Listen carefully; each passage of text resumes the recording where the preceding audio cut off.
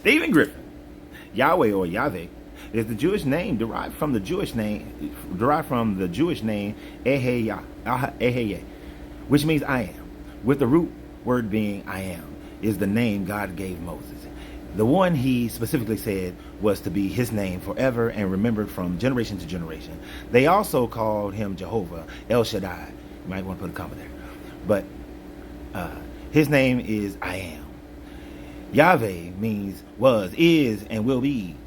You don't know what you're talking about at all. Zero. And, which you don't begin a sentence with and. It's obvious. Let me tell you what's obvious. What's obvious is that you don't study beyond what your narrative is. Because if you study beyond your narrative, like I said in the previous video a couple of days ago, Yahweh is a Canaanite god. It is very simple to find this out.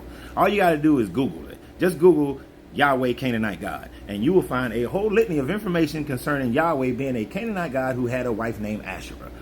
And you will then recognize, if you look up what Josiah and Hezekiah edited, that they started to go away from Yahweh having a wife and children and things of that nature. And they said that we will now, and that's why your Bible said we will now only worship Yahweh. Okay, it says that in your Bible. You should go read it maybe one time, and maybe you'll see that. But study it.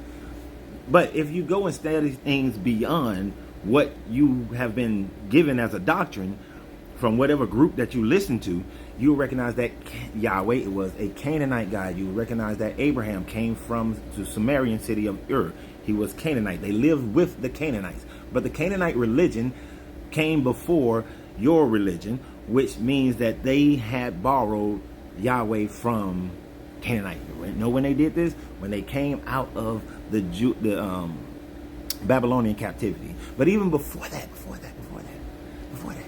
understand, you talked about El Shaddai. If you go back, Arcadians, go back a little farther, Assyrians, go back to the Sumerians. One of the oldest texts that we have, one of the oldest inscriptions that we have. Guess who was one of their primary gods?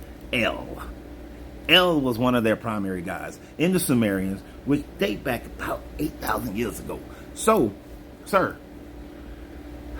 it's fine that you want to begin your narrative, begin your story at the time frame that you want to begin it. If that's what you want to do, keep on doing your little historism and you'll be perfectly fine with that. Live happy, live free, do what you want to do.